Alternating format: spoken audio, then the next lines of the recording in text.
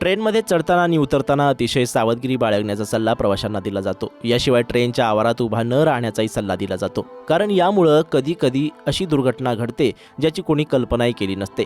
सध्या अशाच एका घटनेचा व्हिडिओ समोर आलाय। ही घटना ठाण्यामध्ये घडली आहे। भाईंदर रेल्वे स्टेशन प्लॅटफॉर्म क्रमांक 01 वर 12.12च्या चर्चगेट विरारला लोकलमधून एक तरुणी प्रवास करत होती।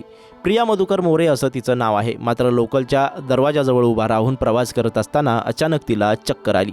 यानंतर ती चालू गाडीतून खाली पडल्याची घटना घडली।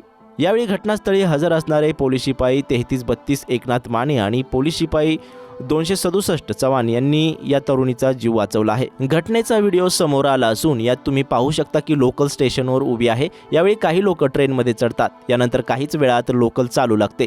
शेजारी 2 पोलीसही उभे आहेत। मात्र गाडी पुढे चालू लागताच अचानक एका तरुणीला चक्कर येते आणि ती लोकलमधून खाली कोसळते। यावेळी शेजारी उभे असलेले पोलीस प्रसंगावधान दाखवत लगेचच तिला हात खेचून लोकलपासून दूर आणतात। त्यांनी वेळीच या तरुणीला वरती खेचलं नसतं तर ट्रेन खाली येऊन कदाचित मोठी दुर्घटना घडली असती।